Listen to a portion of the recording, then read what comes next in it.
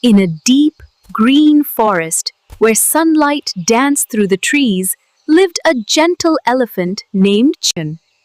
But even in such a lively forest, Chinnu often felt alone. The birds flew in. One day, as Chinnu wandered through the forest, he heard a faint cry for help. Help! Help! Please help me, I cannot get out! Without a second thought, Chinnu used his long trunk and gently lifted the little rabbit. Thank you, Chinnu. You are our hero. For the first time, the forest animals saw Chin.